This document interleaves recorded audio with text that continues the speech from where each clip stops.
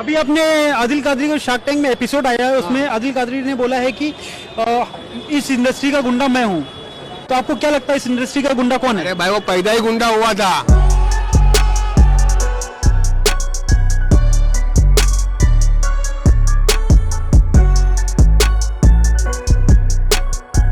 Bye born मुझे asthma था।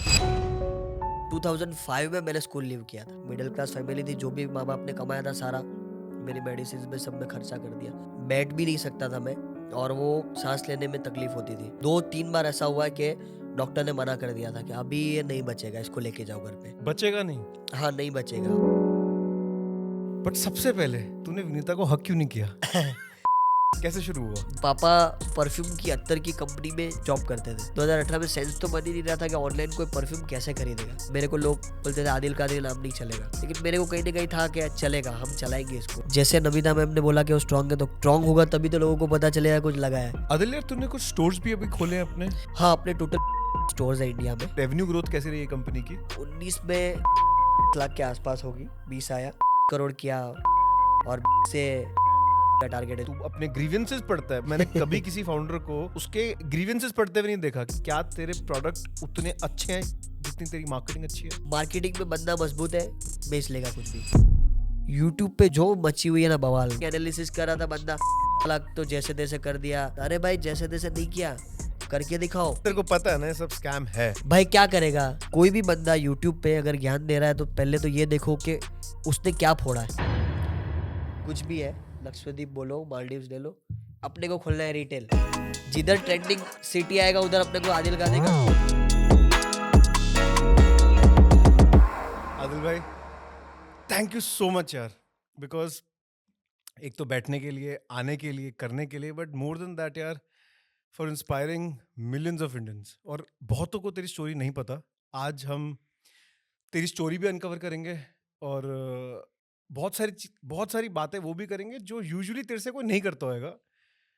And I C R की एंटरप्रेन्योरशिप इंडिया में बहुत बड़ा एक रेवोल्यूशन ला रहा है, ला चुका है पास्ट में, but it's people like you who define entrepreneurship for me personally, specially because तू जहाँ से आता है और तेरी स्ट्रगल्स, मोर देन दैट, तूने अभी बोला कंप्लेंट नहीं करनी, तूने उसको सब चीज़ को एज एन अपॉर्चुनिटी लिया, और वो इजी नहीं है।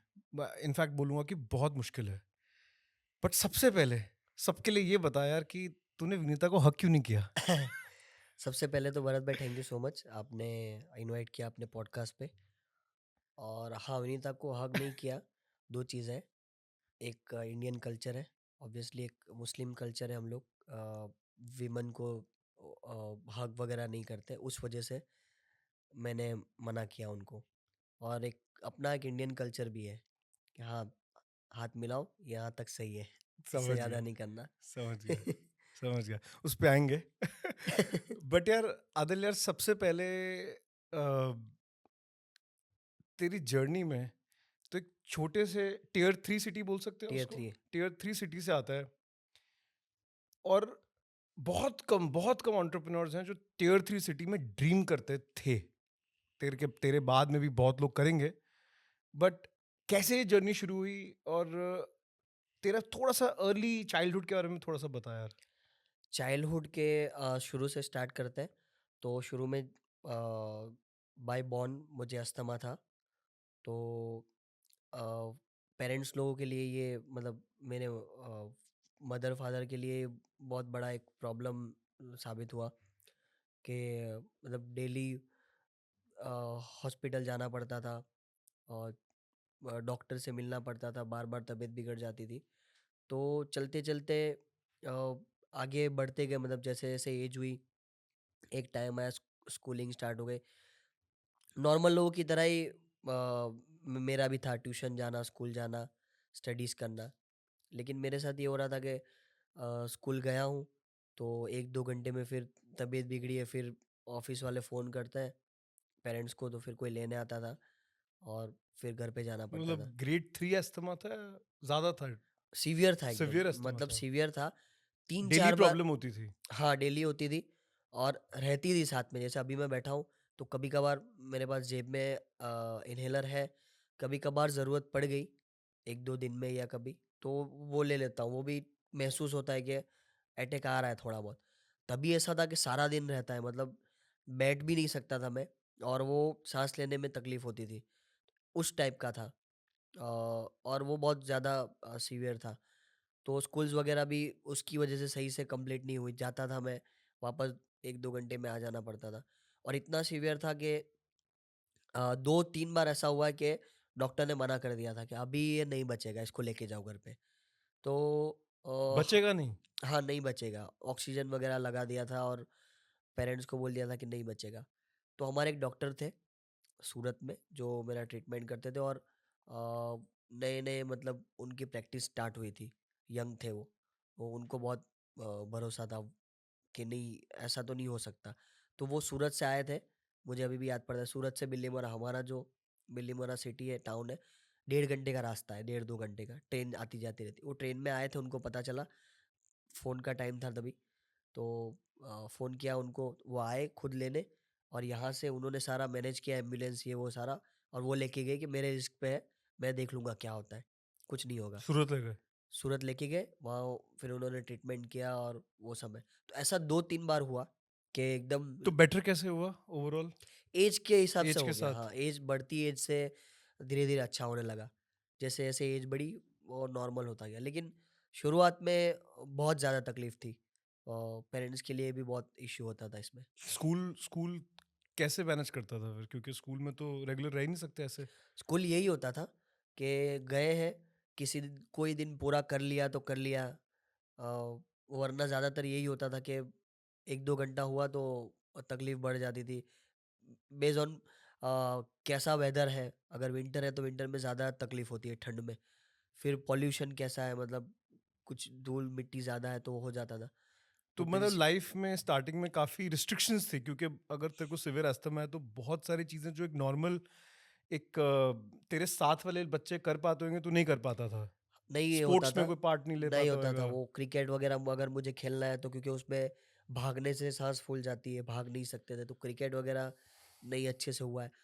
गुस्सा आता था आइसक्रीम्स कभी कभी कि यार मेरे साथ क्यों हो होता रहा है? है, होता था होता ना, था। होता था ये चीज़ को कि यार लोग आइसक्रीम्स वगैरह खा रहे हैं, मेरे लिए रिस्ट्रिक्टेड था, चॉकलेट्स वगैरह। लेकिन वो एक ब जब हम बच्चे होते हैं तो कहीं न कहीं कोई देख नहीं रहा होता है, उस तरह से जाके हम चॉकलेट्स वगैरह लेकर आते हैं, आइसक्रीम लेकर आते हैं। तो मेरी मॉम का बहुत एक्यूरेट था। अगर आधी रात को अस्थमा हो गया तो वो उसको पता चल जाता था कि चॉकलेट खा लिया है या आइसक्रीम खा के आया है। और चाटे भी खाए हैं मैंने, बहुत मार भी खाया है, अगर ऐसा कुछ होता था तो। कोई माँ बाप के लिए तो बहुत माँ-बाप बड़ा के एक लिए, चैलेंज है ना यार। और वो दे कांट इवन हेल्प, क्योंकि तू इतना यंग है उस टाइम पे। और मेरे माँ-बाप के लिए ये था कि कई टाइम तक उन्होंने मेरे सामने आइसक्रीम, चॉकलेट्स वगैरह अवॉइड किया कि यार हम खाएँगे तो वो माँगेगा, और सैक्रिफाइस फिर तेरी लाइफ का पार्ट है बचपन से, बहुत ज़्यादा क्योंकि सैक्रिफाइस। बहुत कुछ सैक्रिफाइस किया होगा तेरे घर में, तूने, तेरे घर वालों ने, बहुत सारी सबने। चीज़ें, खाने-पीने को लेकर और खेल-कूद को लेकर बहुत ज़्यादा था। और क्या होता है बचपन में? यही होता है। यही था, और फिर 5th स्टैंडर्ड की एग्ज़ाम, फाइनल एग्ज़ाम के टाइम पे एकदम ये हॉस्पिटलाइज़ हो गया था। फिर स्कूल ने भी बोला कि आप थोड़ा टाइम डिसकंटिन्यू करो, फिर चाहे तो 1 डेढ़ साल बाद हम कंटिन्यू वापस कर लेंगे। तो उस हिसाब से फिर उन्होंने स्कूल डिसकंटिन्यू करवाया स्कूल मेरा। कहाँ पे था? वही बिलीमोरा बिलीमोरा में? में था, हाँ। सेंट जोसेफ था, इंग्लिश मीडियम। फिर छोड़ के आया, और ट्रीटमेंट वगैरह थी। उसके बाद किसी ने बताया था कि हमारे गुजरात में एक इलाका है सौराष्ट्र करके, हम्म। तो वहाँ पे टीबी का बहुत बड़ा कैंपस है। टीबी तभी बहुत सीवियर था, कैंसर जैसा बोला जाता था, फिर धीरे-धीरे चला गया। वही होता था, अस्थमा वगैरह उसमें टीबी में आता था। तो टीबी का बहुत बड़ा कैंपस है, लोग बोलते थे। तो मेरी मम्मी ने सब ट्राई किया, मतलब हर चीज़ की, छोटा-मोटा कोई बोलता था कि ये क्लिनिक है, ये डॉक्टर है, ये कोई जड़ी-बूटी दे रहा है, ये कुछ तो कुछ कर रहा है, सबके पास लेके गए कि अच्छा होना चाहिए। हर चीज़ किया मतलब। तो वो बोला किसी ने कि उधर बहुत बड़ा कैंपस है, उधर रहना होता है। कॉटेजेस होते हैं उधर। पूरा एक बड़ा टाउन जितना प्लेस है, उसमें डॉक्टर्स घूमते रहते हैं, अंदर विज़िट के लिए आते हैं। आपको कॉटेज में रुकना होता है, और एनवायरनमेंट ऐसा बना होता है, और नीम के पत्ते के पेड़ होते हैं, हम्म। और सब जड़ी-बूटी वाला ये सब होता है। जंगल था पूरा, मतलब डेडली एकदम। उसमें मैं और मेरी मदर हम लोग 4-5 महीना रहे ऐसी पोजीशन में भी। वो भी मुझे याद है, मेरी मॉम का वो स्ट्रगल था कि नहीं ठीक है, अच्छा होना चाहिए, कोई भी सिचुएशन है। सांप निकलते थे उधर, कॉटेजेस में आ जाते थे, तो वो एरिया था। वो स्ट्रगल था स्टार्टिंग में। उसके बाद फिर आया, धीरे-धीरे अच्छा होने लगा था फिर वहाँ स्कूल से। से तूने ड्रॉप आउट कर लिया था। हाँ, स्कूल से वैसे तो डिसकंटिन्यू किया था, हाँ। लेकिन फिर जाने की जब बात आई तो बहुत इंटरेस्ट भी नहीं बन रहा था हम्म, और वो नहीं हो रहा था, तो फिर पेरेंट्स ने सोचा कि आगे कुछ कोर्सेज़ वगैरह करवा लेंगे, हम्म, कुछ टैलेंट्स सीख लेगा वो तो उसमें आगे जाके काम लगेगा उसको। लेकिन इस बीच जो स्कूल छोड़ने के बाद काम करना था या जो कुछ भी कोर्सेज वगैरह करना था, उस बीच शेड्यूल मेरा ये था कि प्ले स्टेशन आया था तभी, प्ले स्टेशन 1। तो पहले तो वो 8 बीट गेम होती थी, हम्म, पहले के टाइम में मारियो वगैरह होती थी। और फिर नया नया प्ले स्टेशन आया था, प्ले स्टेशन 1, तो वो मेरे पापा लेके आए थे।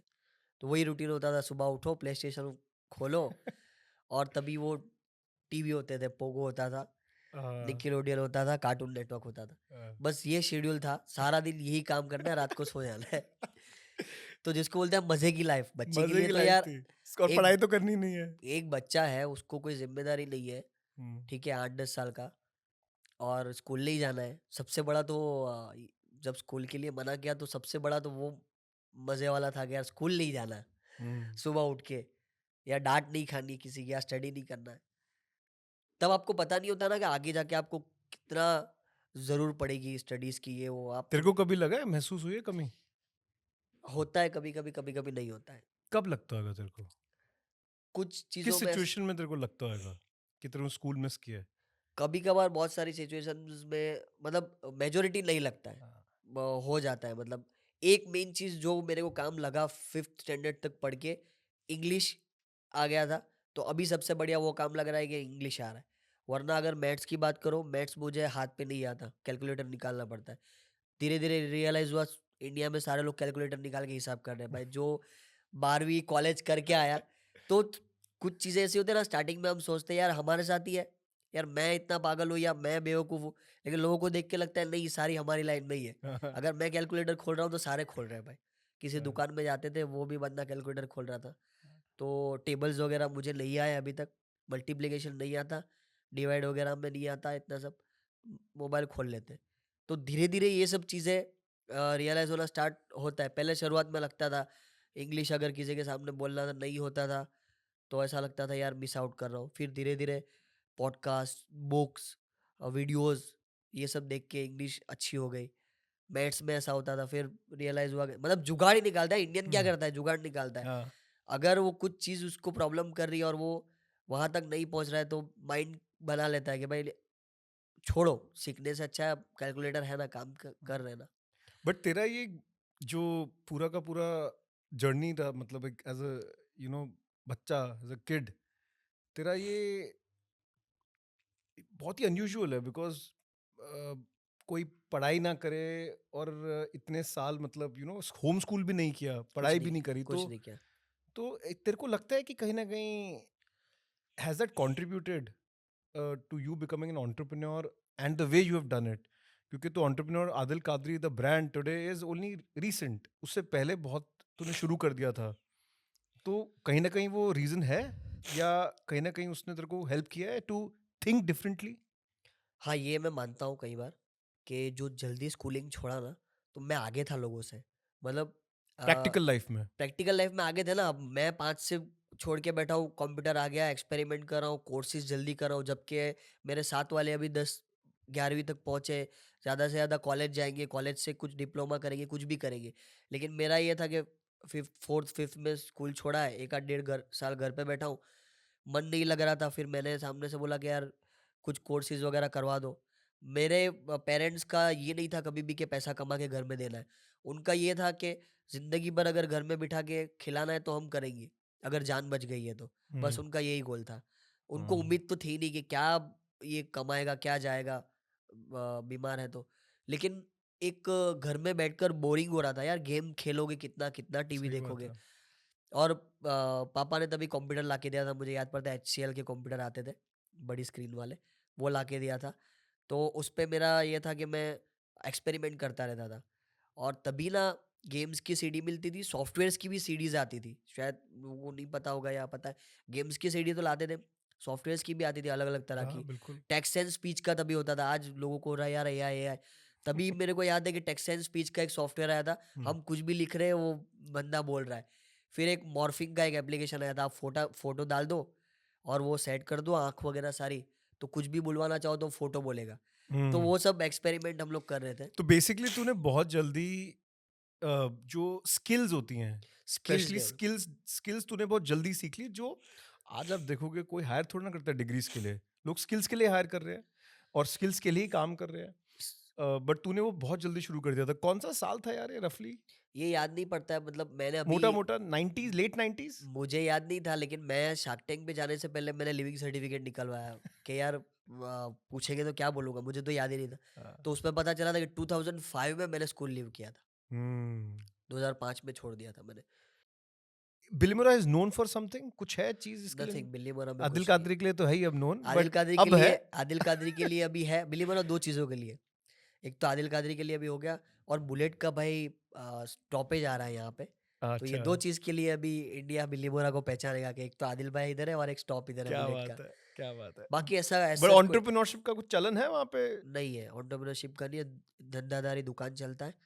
हाँ, उधर GIDC है, इंडस्ट्रियल एरिया, उसमें कुछ ऐसी कंपनीज है जो वर्ल्ड वाइड सप्लाई करती है। हम्म, न्यू बेरिंग करके कुछ है जो बेरिंग का काम करती है, हम्म, वो वर्ल्ड में सप्लाई करता है। बीपीको करके एक है कंपनी, हम्म, जो सॉज वगैरह होती है ना, लकड़े काटते हैं, या ब्लेड, उसका काम करते हैं। ऐसी एक दो चार कंपनी ऐसी है। हम्म। अब वो तो ऑब्वियसली पब्लिक के बीच में पॉपुलर नहीं होती है, समझ B2B गया। वालों के बीच में ऑफ पॉपुलर कोर्स। होती है, लेकिन वो करोड़ों के बिजनेस है उनके, ऐसे कुछ बिजनेस इधर। बाकी लोकल स्टोर है, लेकिन खर्चा करने वाली पब्लिक, मतलब तभी के टाइम में 20-25 हज़ार का फ़ोन था और आज लाख 1.5 लाख का भी आईफोन वगैरह है, तो वो खर्चा करती है पब्लिक, वो लेते हैं। हम्म। बट यार तेरा ये जो पूरा जर्नी मैं अभी तक समझ पा रहा हूँ, बिफोर तेरा ई कॉमर्स का जर्नी शुरू हुआ उससे पहले आदिल को ये एंटरप्रेन्योरशिप बाय चांस हुई या बाय चॉइस हुई? मुझे अभी तक समझ नहीं आया वो। मतलब तेरे को बहुत चुल थी एंटरप्रेन्योर बनने की, खुद का कुछ करने की, या वो तेरे अंकल्स ने तेरे को पुश किया, या तेरे जो आसपास लोग थे उन्होंने तेरे को पुश किया? बिकॉज तू दुकान में काम कर रहा है, जो मैं समझ पा रहा हूँ, विजुलाइज कर रहा हूँ मैं, और तू खप गया है। मतलब तू कह रहा है यार कि रोज मोबाइल सेम काम कर रहे हैं, क्या इसमें इंक्रीमेंटल ग्रोथ नहीं है कुछ? मतलब फॉरगेट अबाउट कि यार बड़ा कुछ बनाना है, फर्नीचर शुरू किया तूने बेचना, वहां पे डिसअपॉइंटमेंट हुई। तो क्या एंटरप्रेन्योरशिप का कीड़ा वो तेरे में पहले से था, तब आया? वो मैं कनेक्ट करना चाहता हूँ dots of what you are doing today with that time. हाँ, मोबाइल रिपेयरिंग के टाइम पे माइंड में ये था कि लाइफ बनाना है, कुछ बड़ा करना है, अच्छा करना है, लेकिन आपके पास वे नहीं होता कि धंधा करेंगे या कैसे आगे बढ़ेंगे, कैसा स्केल करेंगे, आपके पास आइडिया नहीं होता। आपके माइंड में होता है कि हाँ भाई पैसे कमाएंगे और बड़े हम बनेंगे।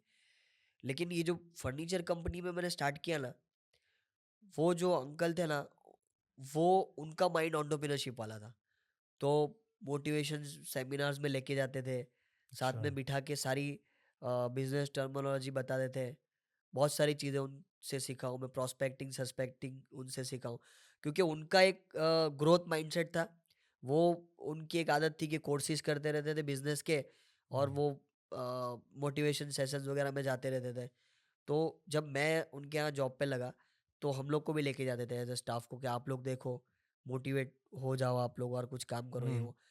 तो मैं ये समझता हूँ कि जब एक बंदा उस नेटवर्क में या उस ग्रुप में आता है ना, करेक्ट। कि जहाँ पे आपके आसपास एक एंटरप्रेन्योर होता है या दो चार एंटरप्रेन्योर होते हैं, कुछ भी होते हैं, तो आपके अंदर फिर वो आँख शुरू हो जाती है कि ये अपने को भी करना है। हाँ। जब तक वो एक शॉप में जॉब कर रहे थे, तब तक माइंड था, ऐसा नहीं था कि नहीं था।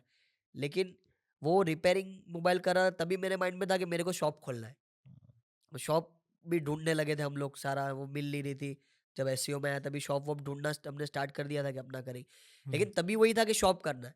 फिर कंपनी आए, कंपनी में आए तो कंपनी में माइंडसेट चेंज हुआ कि नहीं, कंपनी करनी है, ऑर्गेनाइजेशन बनानी है, जहाँ लोग काम करेंगे, कंपनी होगी और वो बड़ी बनेगी।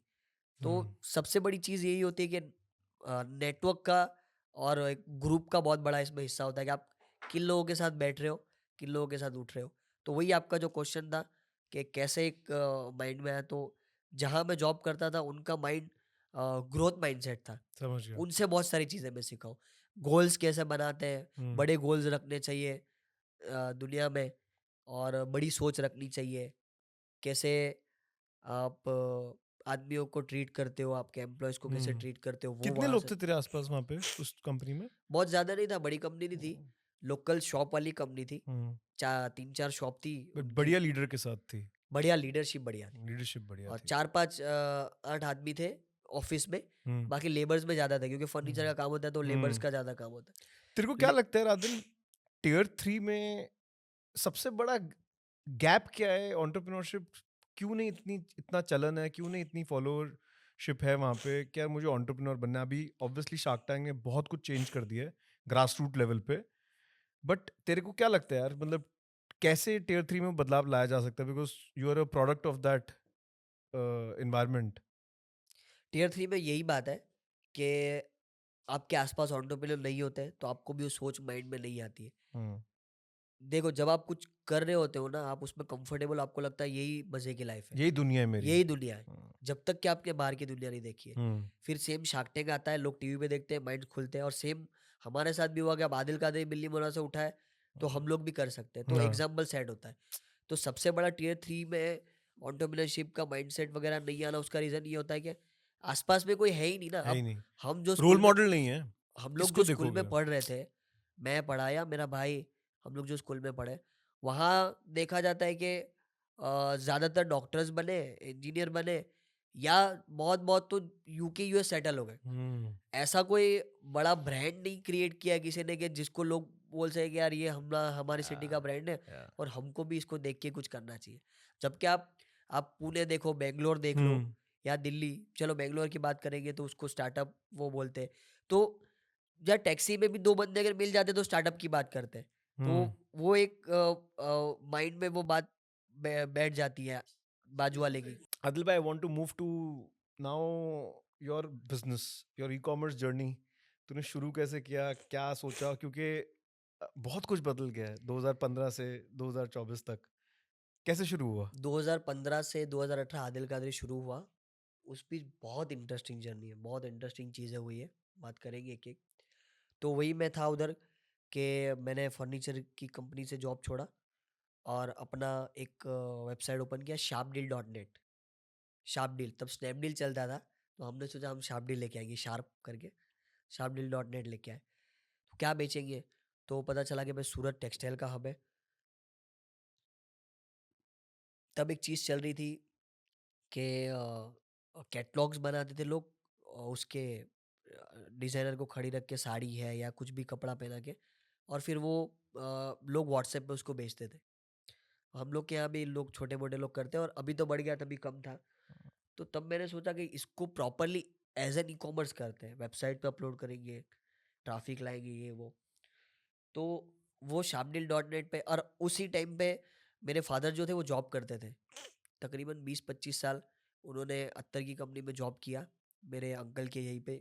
मैं यहाँ पे फ़ोन रिपेयरिंग करता था, और सामने के काउंटर पे मेरे फादर बैठे थे, हम लोग आमने सामने ही थे, और अंकल की क्या शॉप थी।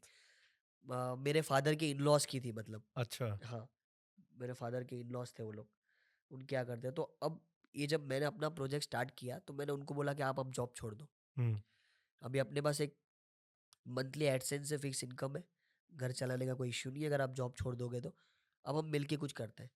उनको भी मैंने एसईओ के लिए भेजा कि यार बैठे बैठे कुछ बैकलिंक्स वैकलिंक्स बनाएंगे, ये क्या वो। बात है। हालांकि उनका बैकग्राउंड नहीं था टेक्निकल, लेकिन उनको भेजा और बहुत सारी चीज़ें कराई। तो वही वही है कि उनको भी जॉब छुड़ा दिया था, हम साथ में बैठ के कर रहे थे शार्प डील पे। तो वेबसाइट मेंटेन करना, उस पर प्रोडक्ट अपलोड करना, और सब चेंजेस करना, ये वो सब मैं करता था। ऑर्डर आ गया तो उसको कैसे फुलफिल करना, वो पापा देखते थे। हम्म, अब वहाँ मेरे पास ट्रैफिक का सोर्स एसईओ ही था। तब मेरे को पता नहीं चला यार पीपीसी जैसा कुछ आता है, या पेड ऐड कर सकते हो, या ऐसा कुछ। क्योंकि मैं मेहंदी डिजाइन वाले में सक्सेस था, महीने के 20-25-50 हज़ार विजिटर आ रहे थे, तो मुझे लग रहा था कि ईजी है, केक है ये, कोई भी खा लेगा। अब शाप डील भी खोलेंगे, बंदा हम्म। कॉन्फिडेंस में आ जाता है हाँ एक बिल्कुल, प्रोजेक्ट सक्सेस होता है तो। ऐसा लेकिन लगता है हर तो बार वो इजी है, होता नहीं है। होता नहीं है। अगर एक स्टार्टअप सक्सेस हाँ, किया, जरूरी नहीं दूसरा जाएगा। हाँ।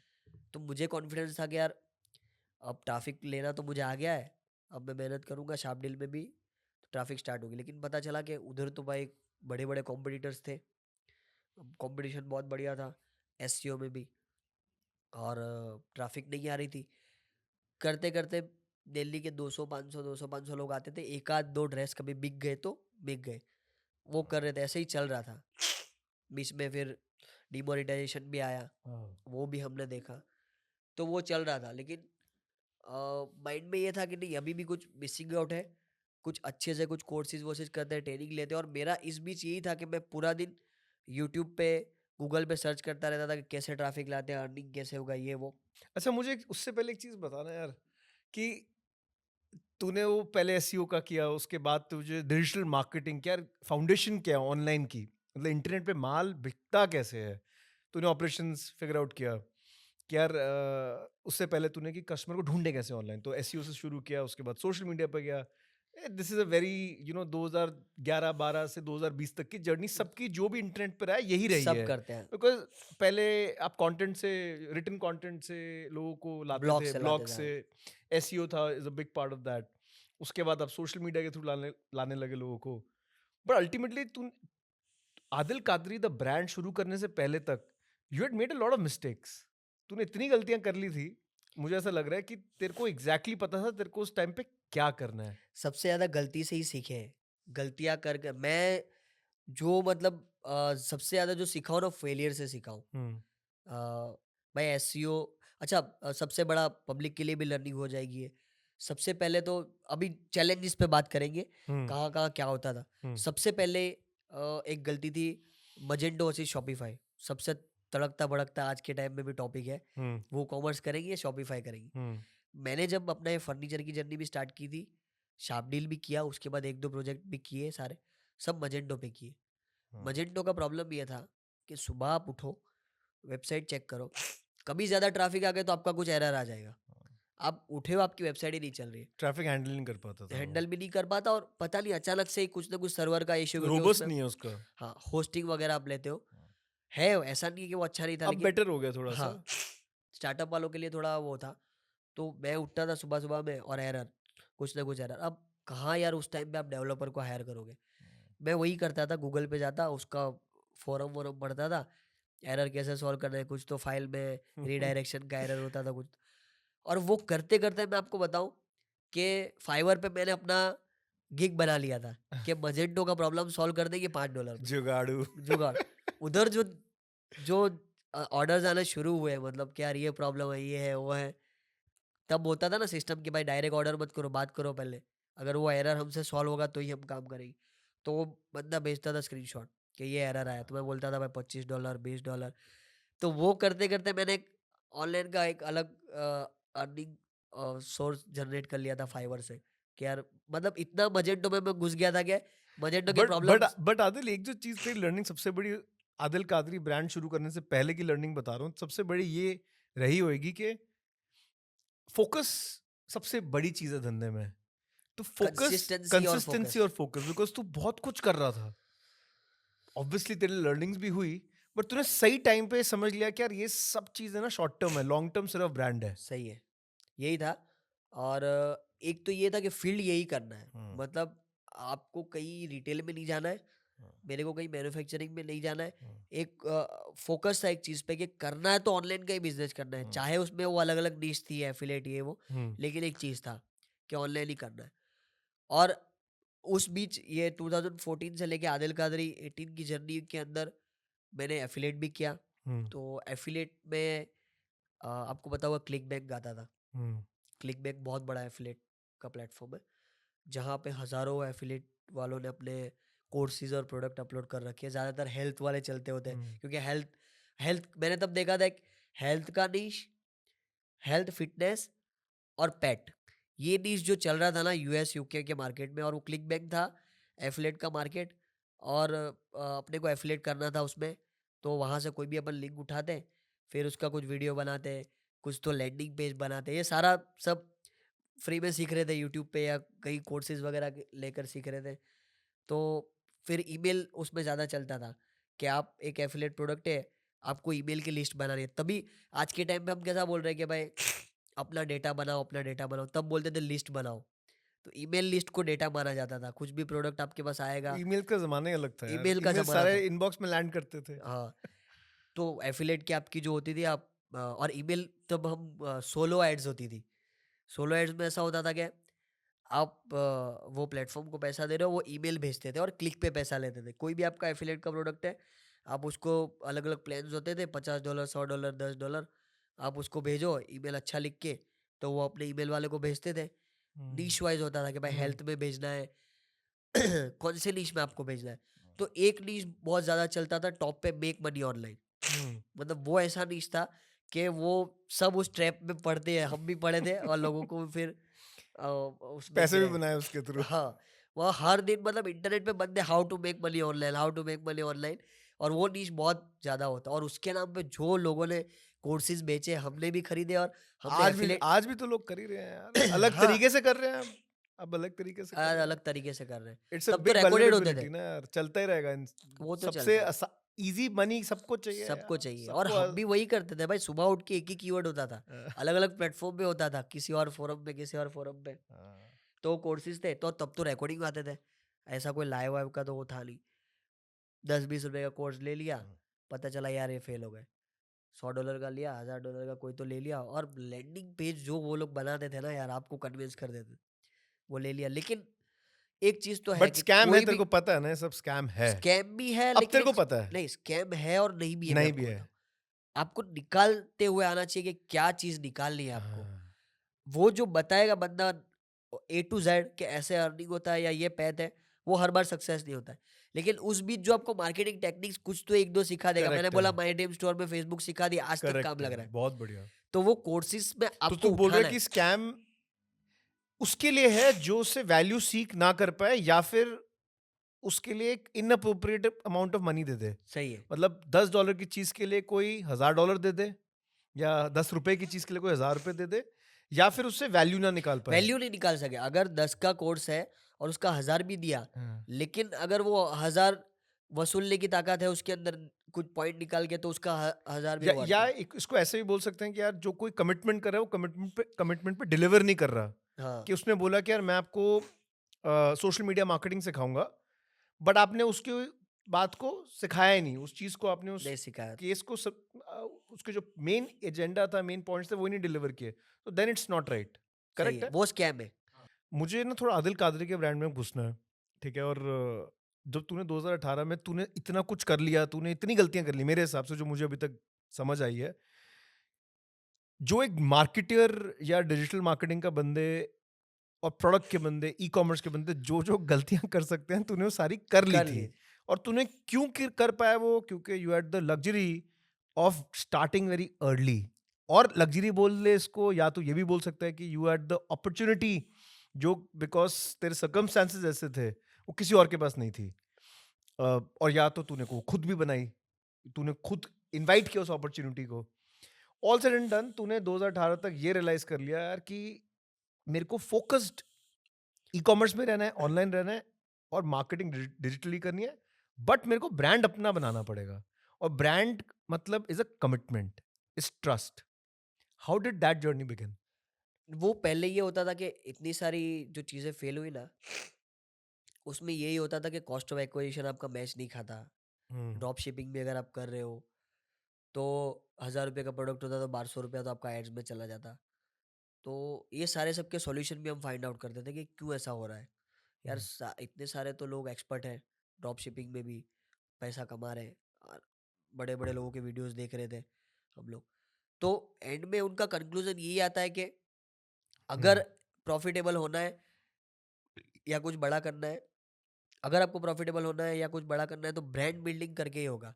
और ब्रांड से ये समझ में आया, कुछ नहीं था। अभी तो हम बहुत सारी चीज़ें कर रहे हैं भाई ब्रांड के लिए।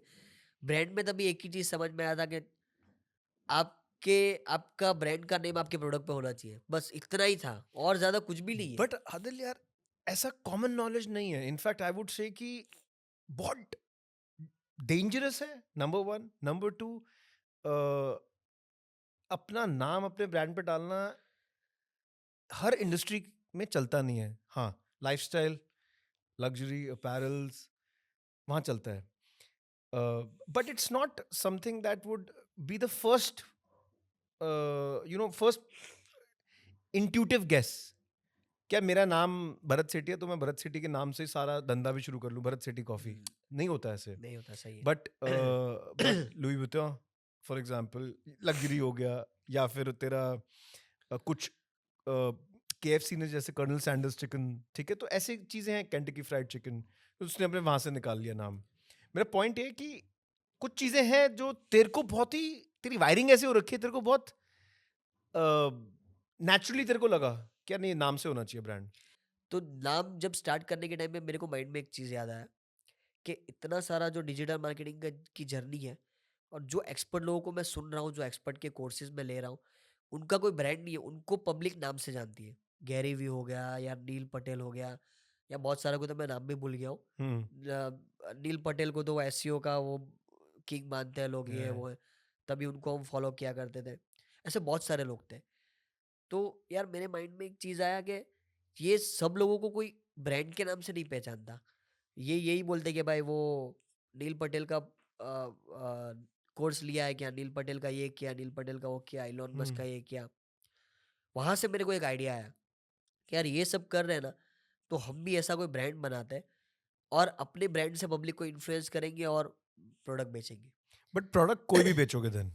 नहीं, हमने मुस्लिम ब्रांड से स्टार्ट किया था. अच्छा. मुस्लिम प्रोडक्ट थे. ये हैट थी, ओके.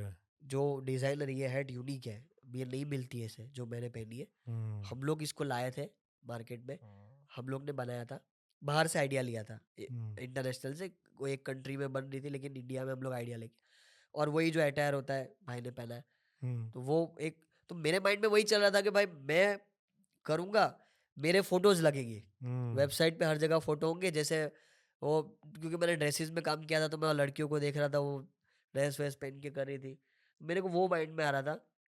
आदिल कादरी ब्रांड रहेगा, फैशन ब्रांड, फैशन ब्रांड, ये जिसमें क्लियर था. Islamic fashion brand, Islamic fashion brand. जिसमें मैं रहूँगा, मेरे फोटोज होंगे, और इस तरह से काम चलेगा. अब मेरे को याद पड़ता है कि जब लॉन्चिंग किया तो वही फेसबुक एड्स से ही किया था, एड्स वगैरह से ही कर रहे थे. तो लॉन्चिंग किया तो रमज़ान का महीना था, रमज़ान के 2 महीने पहले था. तो और रमज़ान मुस्लिम्स का सबसे बड़ा सीज़न होता है, और रमज़ान से 2 महीने से पहले सीज़न का दिखना स्टार्ट हो जाता है कि हाँ भाई सीज़न आ रहा है, खरीदी है वो. मैंने चालू किया, वेबसाइट लॉन्च किया, एडवर्ट स्टार्ट किया, और प्रोडक्ट बिकने लगा. डेली 10 कैप बिक रही है, अटायर बिक रहे हैं 10 20 30, ऐसे ऑर्डर आ रहे हैं. करते करते रमज़ान भी होगा. रमज़ान में मतलब पूरी फैमिली लगी हुई है. टोपी हम घर में ही बनाते थे सारा, डायमंड्स लगा के, लेसिस में. अब रमज़ान ख़त्म हुआ, अब वो 10 20 25 ऑर्डर से सीधा आ गया 2 ऑर्डर पे, 3 ऑर्डर पे, कोई खरीद ही नहीं रहा है.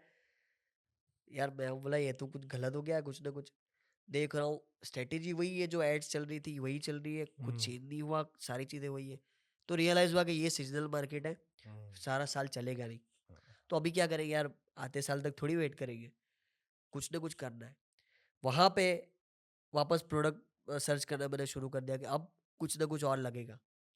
वहाँ से मेरे को आइडिया आया, वेबसाइट रेडी है, नाम भी मिल गया है, सारा सब कुछ चल रहा है, और इतना सब सेटअप है. तो पापा परफ्यूम की अत्तर की कंपनी में दुकान में जॉब करते थे, तो हम क्यों ना ये ट्राई करके देखें, ये परफ्यूम वगैरह बेच के देखते हैं. क्योंकि सेंस तो बन ही नहीं रहा था तभी, 2018 की बात है. 2018 में सेंस तो बन ही नहीं रहा था कि ऑनलाइन कोई परफ्यूम कैसे खरीदेगा, या इतर कैसे खरीदेगा. जो जब मैंने स्टार्ट किया तो मेरे को भी लोगों ने सवाल बहुत किए और बोला भी कि कैसे कैसे होगा. लेकिन भाई अभी तक एक्सपेरिमेंट नहीं करे थे, कोई फुल प्रूफ प्लान नहीं था, या मैं कोई ऐसा MBA वाला नहीं हूँ, या मार्केट रिसर्च वाला बंदा नहीं हूँ. डेटा साइंस मेरे को नहीं आता कि मैं रिसर्च करूँगा, एक्सपेरिमेंट नहीं कर रहा था. मेरे पापा से बात किया मैंने कि अब ऐसा कुछ अपने को लगेगा, तो क्या बोलते हो. तो बोले ठीक है भाई, मेरे को तो मार्केट पता है कैसे चलता है, कहाँ से ऑयल आता है, बॉटल्स कहाँ मिलती है, हम करेंगे, लेके आएंगे. तो मार्केट गए हम लोग, और पहले हमने स्टार्टिंग में ये किया कि एक्सपेरिमेंट करने के लिए किसी और ब्रांड के प्रोडक्ट्स हम लोग लाकर बेचते थे अत्तर्स में, पहले ट्रेड करना शुरू किया, चेक करने के लिए कि कैसा चल रहा है. सबसे पहले तो तेरे को ये चेक करना था ना कि कैक कितना है, वो सारी चीजें थी, मार्जिन वो भी प्रोफाइल नहीं कितनी होता है. था, वो नहीं होता था. मैं आपको बताऊं कैग क्या होता है, आरटीओ क्या होता है, क्या मार्जिन है, नहीं अभी तक आया ही नहीं मैं उस पे। प्रॉफिटेबिलिटी मेरे को समझ में नहीं आ रहा है, मैथ्स क्या है अच्छा, मेरे को बट समझ। तेरे को एक्सपीरियंस तो काफी था ई कॉमर्स में ना, तो ऐसा नहीं होता ना, अभी तो वो रोएस वाला तो सारा हम करते हैं कि भाई कितना रिटर्न और एड स्पेंड है, तो उसमें मार्जिन कितना है, वो सब अभी सेट हुआ। हाँ अपना तो देसी ये था कि 600 रुपए का प्रोडक्ट है तो फेसबुक पे कितना रुपया दिख रहा है, हाँ 30 रुपए में बिका है, 40 में बिका है, वो देख रहे थे। हाँ भाई हमको ये समझ में नहीं आता था कि उसके सामने कितना एओवी है, हाँ या वो आरटीओ कितना होगा, नथिंग, बस हमारा यही था। और लकीली हम लोग कभी लॉस नहीं कर रहे थे, अनजाने में भी कर रहे थे लेकिन लॉस नहीं हो रहा था। हाँ अंधाधुंध चल रहा था, मतलब हाँ मार्केट से सस्ते प्रोडक्ट, अच्छे प्रीमियम नहीं, सस्ते लेके आए थे 30-40 वाले, और 150 रुपये में बेच रहे थे। हाँ। हमको वो भी नहीं पता कैलकुलेशन कि भाई यार कुरियर का खुद की एक वेबसाइट पे बेच रहा था कि खुद की मार्केट? नहीं, पहले खुद मार्केट की प्लेस पे नहीं, वेबसाइट खुद की पे। वेबसाइट अच्छा। पे बेचना स्टार्ट कर दिया हम लोग ने। लाए और लोगों के प्रोडक्ट और बेचना स्टार्ट किया, और पता चला कि यार एड्स में ये तो बिक रहे हैं। धीरे धीरे बेचते बेचते स्केल बढ़ाने लगे, बजट बढ़ाने लगे, फेसबुक एड्स का बजट बढ़ा, और करते करते एक स्टेज पे आए जहाँ पे फिर मैंने पापा को बोला कि अभी आपको ये पता है मार्केट कैसे वर्क करता है, हम अपना लॉन्च करेंगे। हम्म। वहां से फिर हम मार्केट गए और अपना ये सारा कौन सब सा साल था? 2019 2019। 18-19 में ही हो 18 गया था में। सारा। अच्छा आदिल, एक बात बताना, इस मेरे को अब ये एक चीज समझ आ रही है, और may be clarified for me also and for everyone else. तेरा ये, you are a hardcore marketer at the heart of it. तू एक मार्केटिंग का बंदा है, तेरे को मार्केटिंग तेरी लाइफ की जर्नी की वजह से बहुत अच्छी समझ आती है।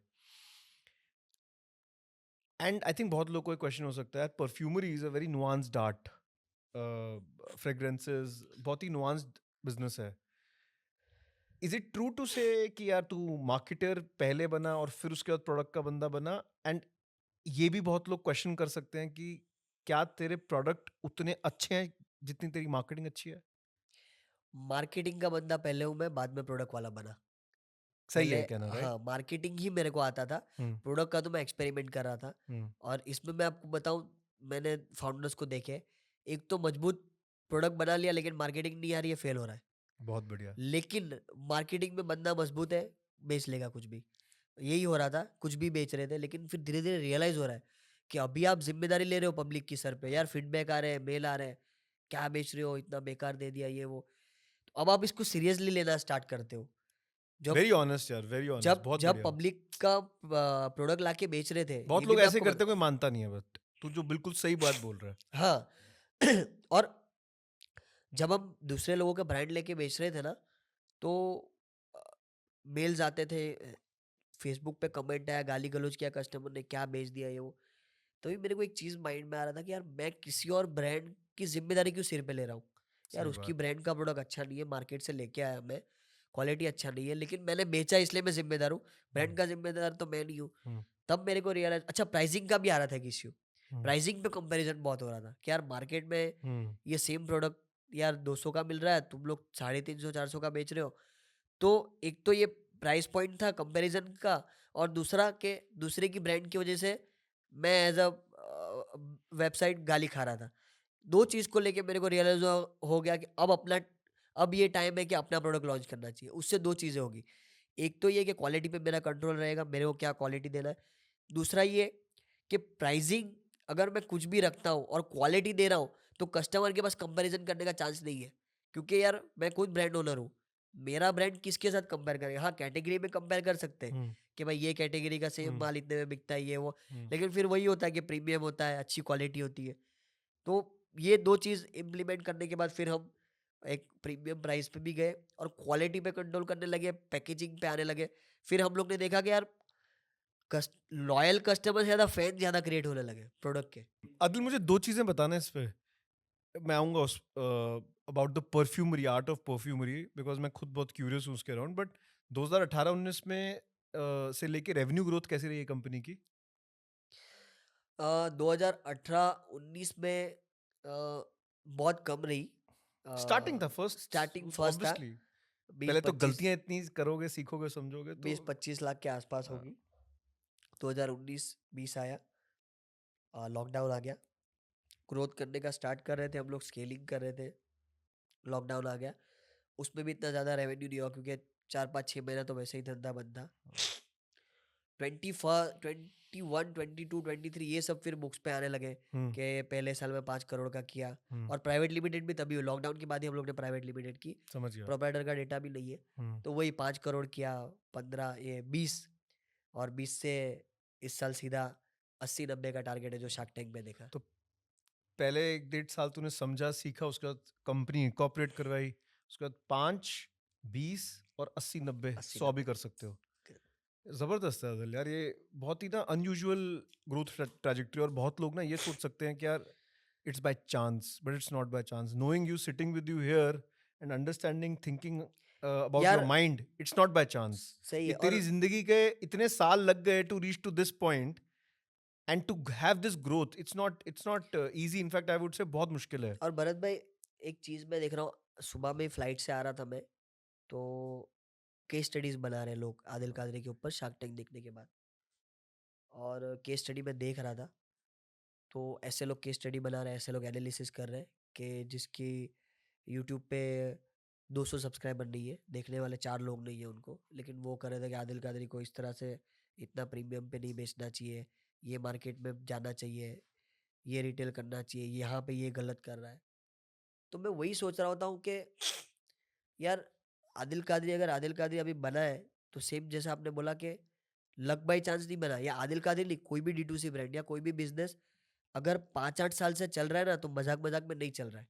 बिल्कुल। आज अगर शार्क टैंक में आप जो चीजें देख रहे हो, उस पे पब्लिक कमेंट कर रही है कि यार ये करना था, ये होना था, इधर ये बंदे ने गलती की, तो तब मेरा एक ही क्वेश्चन होता है, आपका कौन सा बिजनेस है, आपका कोई बिजनेस है इस लेवल का? अगर वो बनाओ, और बनाने के बाद फिर आप सामने सामने आओ, फिर बात करेंगे। सही बोल आज रहे हम हो। बात कर रहे हैं, तो आपका एक ब्रांड है, तब जाके हम बात कर रहे हैं बैठ के। लेकिन अगर आपको पता ही नहीं है कैसे ब्रांड वर्क करता है, क्या स्ट्रगल्स रही है, और आप एनालिसिस करने लगोगे, मेरे को बोलने लगोगे आदिल भाई ये गलत कर रहे हो, गलत कर रहे हो, तो मेरे को अभी गुस्सा उस्सा नहीं आता इस टाइम पे। हाँ। इस टाइम पे क्रिटिसिज्म देख के मेरे को हंसी आती है। आज के टाइम में शार्क टैंक के बाद भी या शार्क टैंक से पहले सबसे बड़ा लेसन है जो सुन रहा है, अगर आपको ब्रांड बिल्डिंग करना है ना, क्रिटिसिज्म के सामने ध्यान नहीं देना। जिस दिन क्रिटिसिज्म को पर्सनली लेने लगे ना, उस दिन कुछ नहीं बना पाओ भाई। बहुत हुआ मेरे साथ, करेक्ट है। रिलेटिव्स ने क्रिटिसाइज किया, कस्टमर ने किया, ये प्रोडक्ट ऐसा है, क्या बनेगा। मेरे को लोग बोलते थे आदिल कादरी नाम नहीं चलेगा, ऐसा थोड़ी होता है कुछ, नाम पे ब्रांड बना दिया चलेगा। लेकिन मेरे को कहीं ना कहीं था कि चलेगा, हम चलाएंगे इसको, एक कॉन्फिडेंस आ गया था। तो यही चीज़ होती है, लोगों को ये लगता है कि एक रात में हो गया, एक रात में नहीं होता है। और ऐसे ही मजाक में नहीं होता, अगर कुछ चीज़ चल रही है तो ऐसा नहीं है कि भाई वो एड्स भी हमने लगा दिए और वो चलते रहा है, या प्रोडक्ट भी ऐसे ही बिकते गए। आज 10-15 लाख कस्टमर को बातें फुलफिल बनाने करना वाले ऑर्डर बहुत हैं, बातें बड़ी बात नहीं बनाने है। आज वालों को वही मैं सुन रहा था कि बंद नहीं एनालिसिस होता। कर रहा था बंदा कि 15 लाख तो जैसे तैसे कर दिया, ठीक है समझ। अरे भाई जैसे तैसे नहीं किया, करके दिखाओ, 10-15 लाख ऑर्डर फुलफिल करके दिखाओ, बात करते हैं फिर। इसलिए तू फिर कर आमने रहा है, वो सामने बात बातें बना करेंगे। रहे हैं, इसलिए तू कर रहा है, यू आर हाँ, लिविंग और द लोग लाइफ। बातें बना रहे तो क्या मेरे को फर्क पड़ रहा है?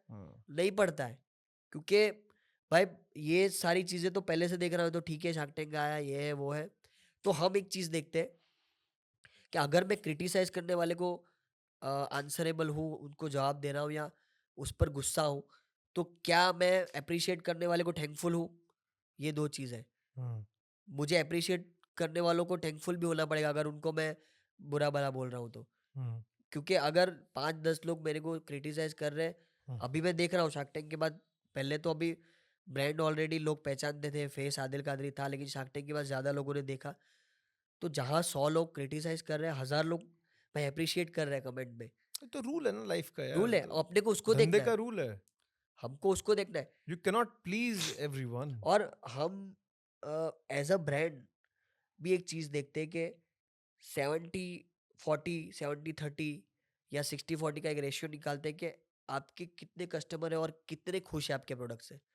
ठीक है, अगर मेजोरिटी ऑफ द कस्टमर खुश है और बाकी के नहीं है, तो वो हर किसी का एक रेशियो होता है, आप हर किसी को खुश नहीं कर सकते। तो क्या आप वो टेंशन लोगे उसका कि यार नहीं उसको मज़ा नहीं आ रहा है, कैसे भी करके करवाएंगे? नहीं होता है यार, खास करके परफ्यूम इंडस्ट्री में हर खुशबू हर किसी को पसंद आएगी वो ज़रूरी नहीं है। और वो भी आप ऑनलाइन मंगाने के बाद 100% ज़रूरी थोड़ी है कि वो डाँट पे लगेगा सीधा आपका निशाना, नहीं होता है वो।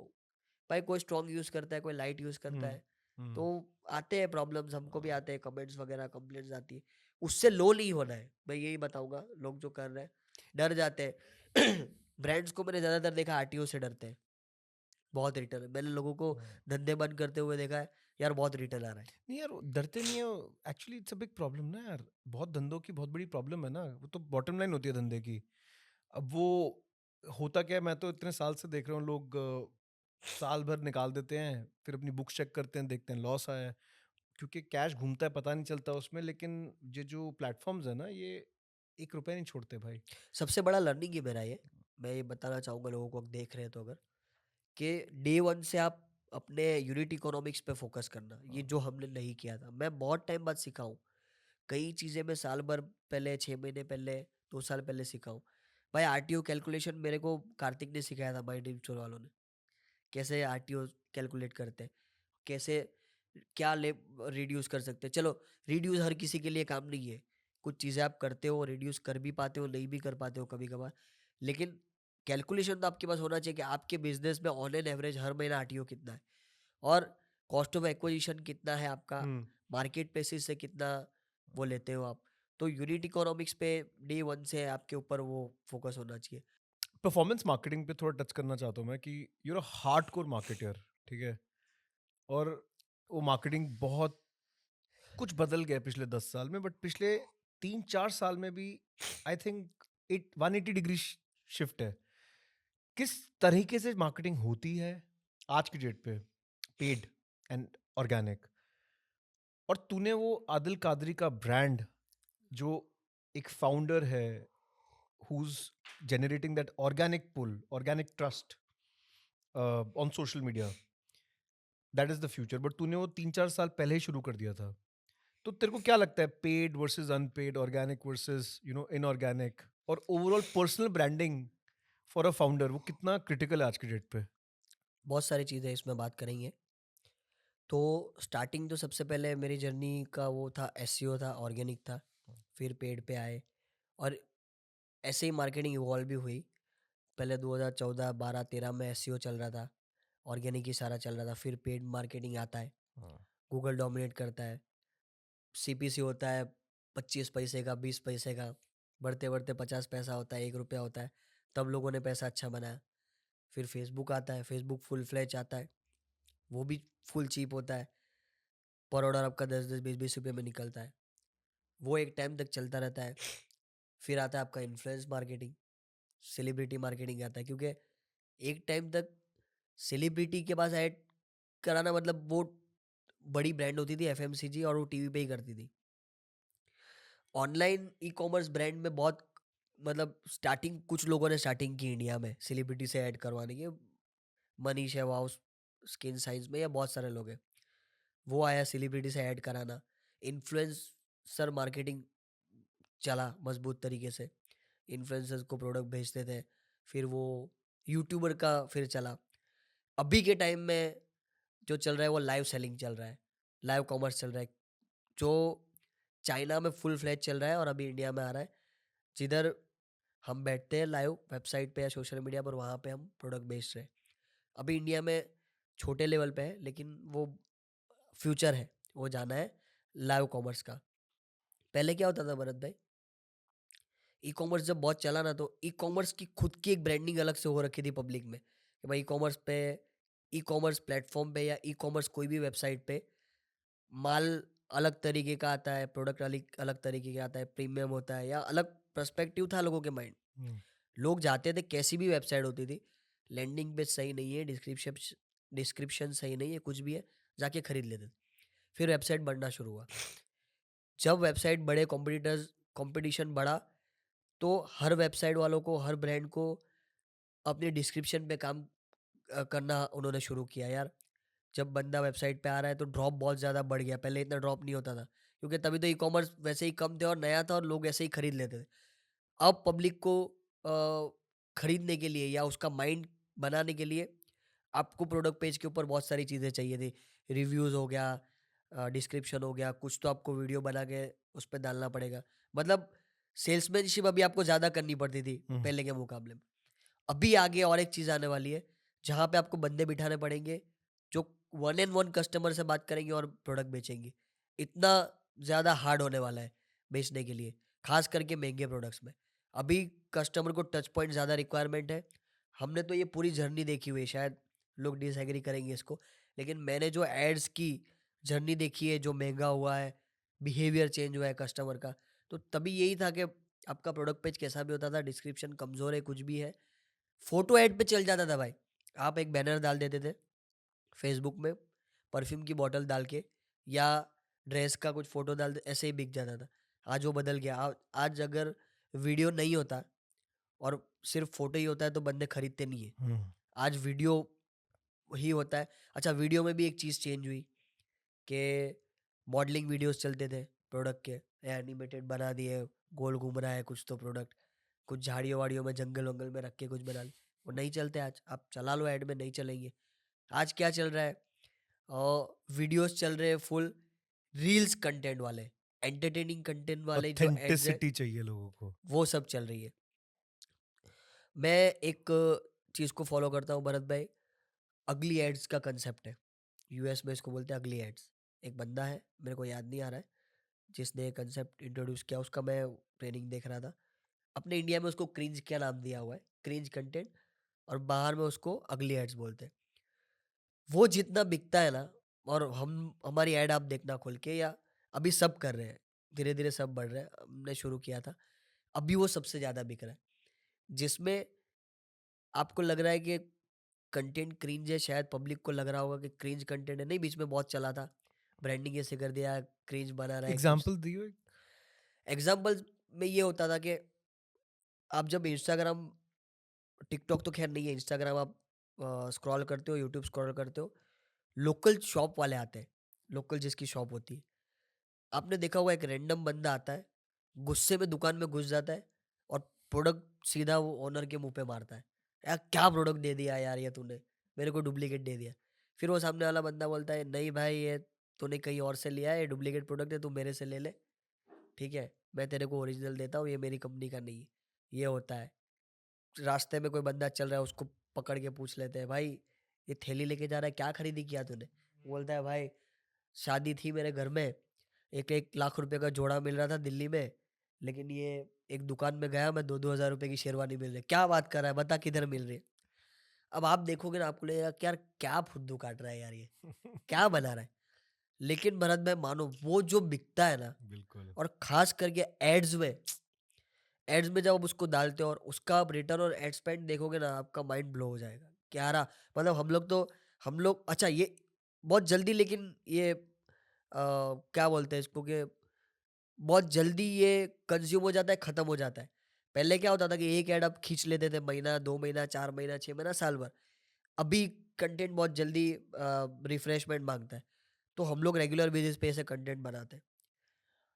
जब हम लोग डालते हैं ना भरत भाई, यकीन मानो, 11 का रोएस, 12 का रोएस, 15 का, ऐसा हमने देखा है। फिर वो धीरे धीरे कम होता जाता हम्म, है, लेकिन इतना ज़बरदस्त ट्रैक्शन आता है। हम लोग बनाते हैं हमारी एड्स की, अगर शायद ये फॉर्मूला है हमारा कंपनी का या हमारी ब्रांड का, बहुत सारे लोगों को सीखने को मिलेगा।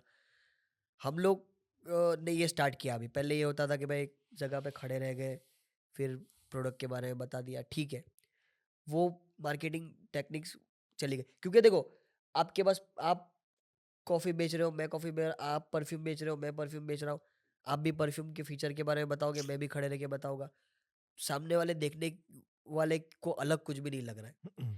एक चीज़ हमने देखी है, रील से सीखी है, जो बहुत वायरल होती है, कि यार ये ज़्यादातर ब्रैगिंग पे काम करते हैं, शो ऑफ पे काम करते हैं, और ऐसी स्टोरी बताते हैं कि जहाँ पे डायरेक्ट सेलिंग नहीं है। हम्म, जैसे मैंने आपको एक एग्जांपल दिया, वो बंदा जा रहा है हम्म, और वो स्टोरी उसने बनाया कि भाई मेरे घर में शादी है, लेकिन जोड़े इतने महंगे थे, ये दुकान वाले ने इतने में दे दिए।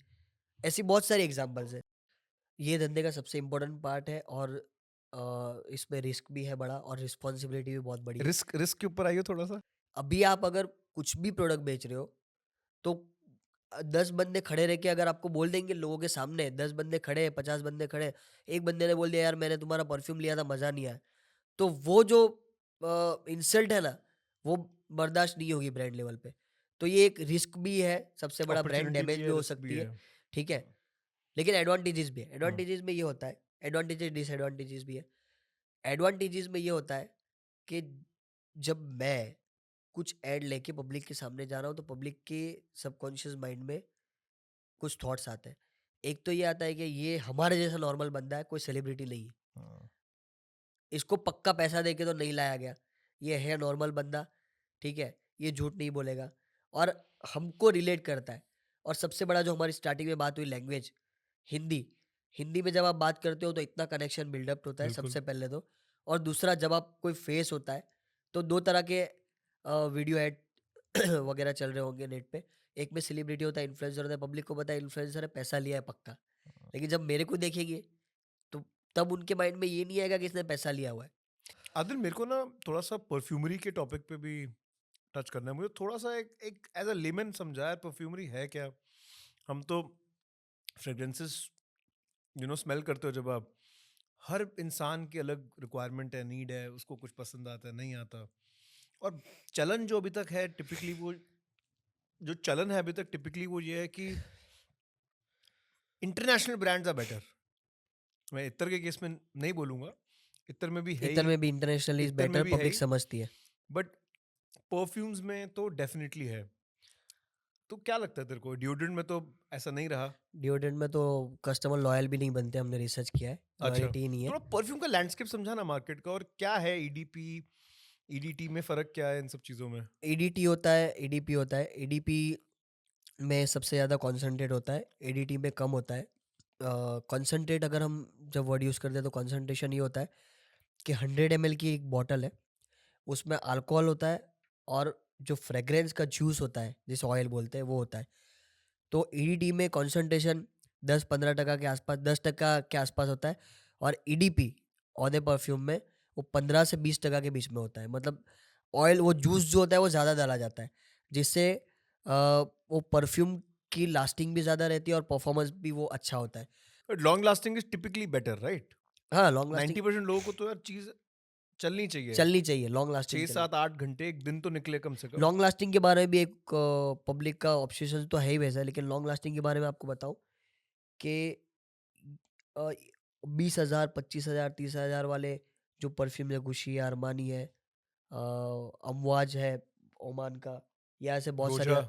रोजा है, अलग अलग ब्रांड है। तो आप 30,000, 35,000 का परफ्यूम ला रहे हो, क्रेड एवेंटस, क्या ये गारंटेड है कि वो लॉन्ग लास्टिंग या हैवी प्रोजेक्शन है? वो नहीं है हर बार। तूने हैवी प्रोजेक्शन बोला, मतलब कि उसका थ्रो? थ्रो ज़्यादा है, अच्छा। लेकिन क्या आप अगर वो महँगा परफ्यूम ले रहे हो, उसका मतलब ये कंपल्सरी है कि उसमें लॉन्ग लास्टिंग ज़्यादा है? नहीं है वो। आप महँगे से महँगा परफ्यूम उठा के लाओ, हर कोई लॉन्ग लास्टिंग नहीं होता। क्योंकि देखो, ये वही बात है कि वो निश वाले जो होते हैं ना, उसका एक टारगेट होता है कि वो उस उनके यूज़ करने वाले कौन है? क्या उनको प्रोजेक्शन से मतलब है? क्या उनको ब्रांडिंग से मतलब है? कि भाई एक पब्लिक ऐसी होती है कि मैं एवेंटस क्रीड यूज़ कर रहा हूँ, तो उसके लिए वो नाम काफ़ी है बताने के लिए।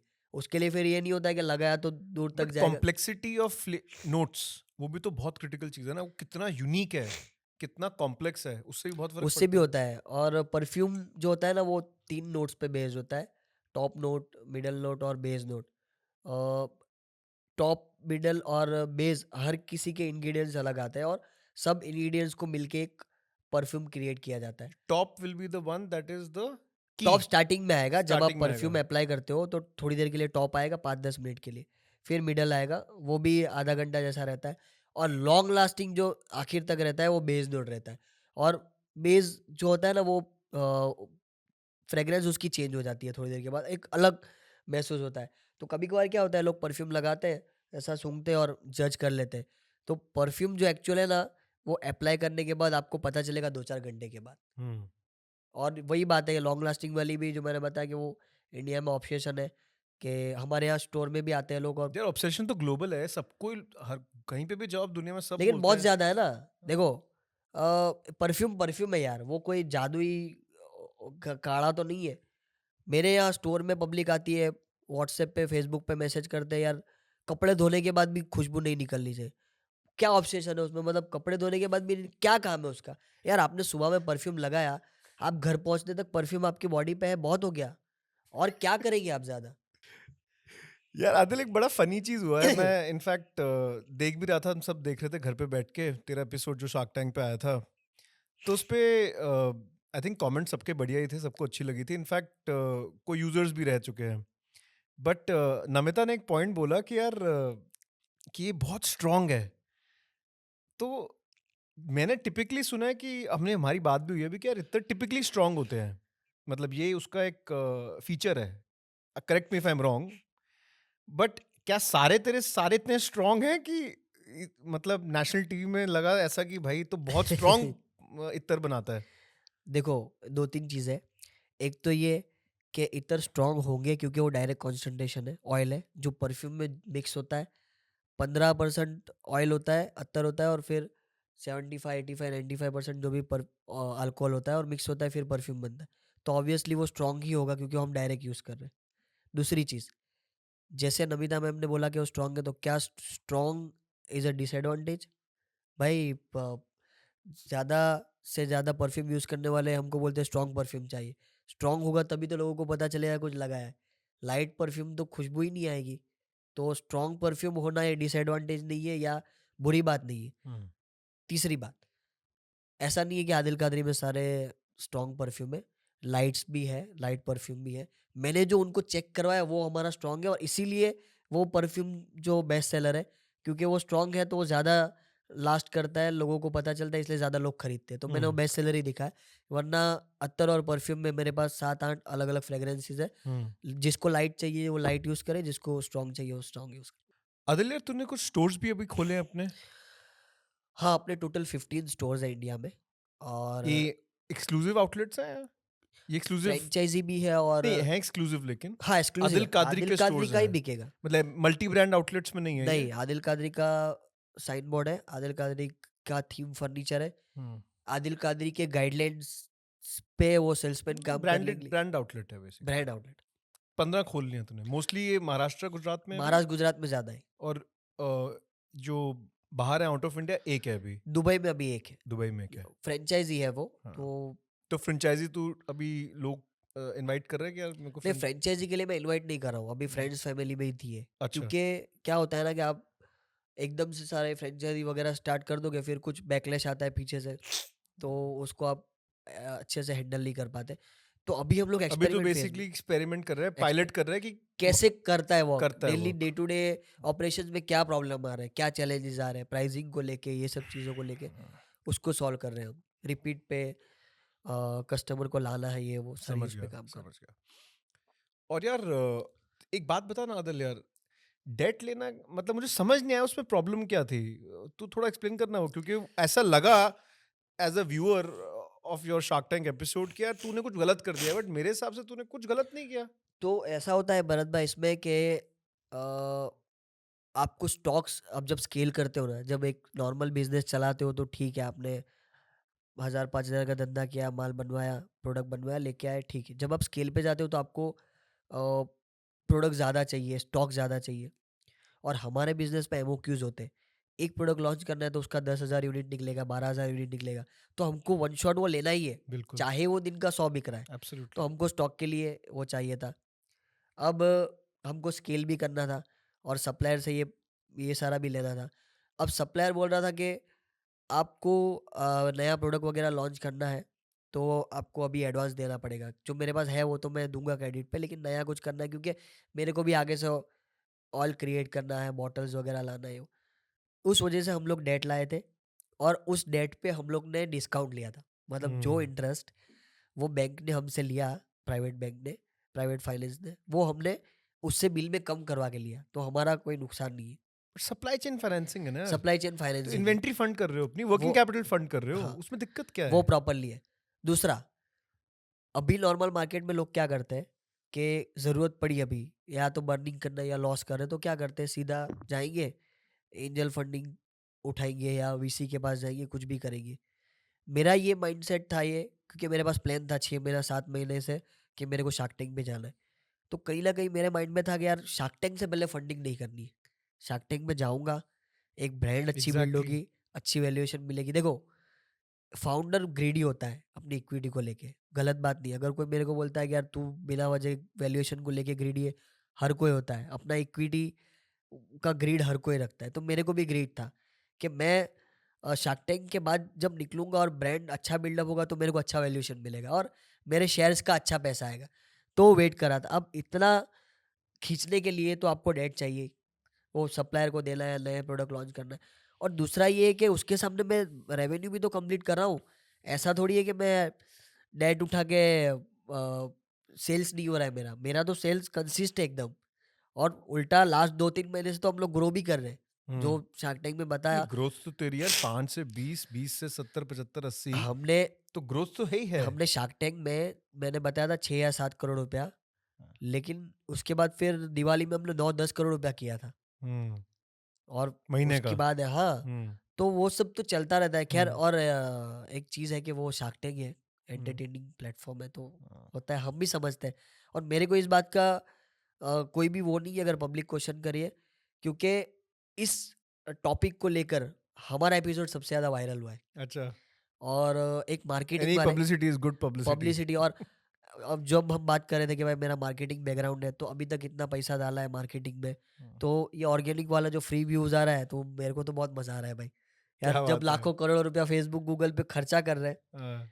और व्यूज ले रहे हैं, तो ये तो फ्री में आ रहा है भाई। लो, सेल्स बढ़ रहा है, अभी तो ऑर्डर्स बढ़ रहे हैं दिन के, तो अपने को टेंशन ही नहीं है कोई।